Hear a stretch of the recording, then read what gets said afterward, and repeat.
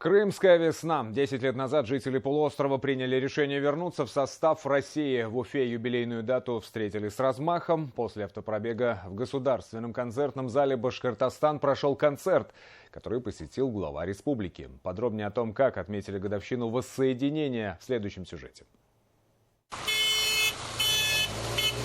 Так стартовал автопробег к десятилетию воссоединения Республики Крым и Севастополя с Россией. Представители спортивно-патриотического центра «Алга-Патриот» вместе с жителями республики выехали на улицы города с флагами страны, Башкортостана и 4 новых регионов. Сегодня очень значимая дата для нашей страны, для нашей республики. Я с удовольствием принимаю участие в данной акции.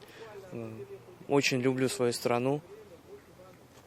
Только вместе мы сила, Крым наш. И сейчас, сегодня мы можем говорить о том, что страна едина, страна непобедима, страна отвечает с хорошим отпором на все угрозы, санкции и обязательно добьется победы. Я в этом нисколько не сомневаюсь. Всего от стадиона «Нефтяник» стартовали более 50 машин. Автоколонна проехала по улицам города в сопровождении ГИБДД.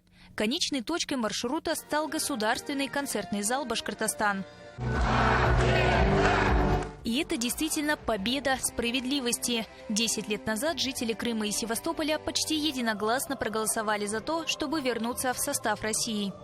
Прошло 10 лет. Мы уже вместе. Мы одна абсолютно неделимая страна. И мы все россияне. Мы видим, как развивается Крым.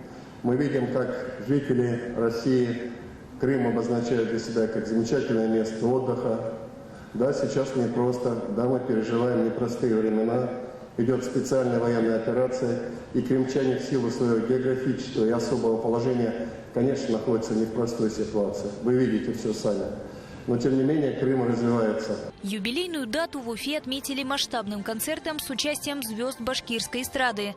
На мероприятии глава региона Ради Хабиров вручил отличившимся жителям республики благодарственные письма. Полина Затолокина, Юлия Паршина, Азат Ишбулатов и Родион Матвеев. Новости. Уфа.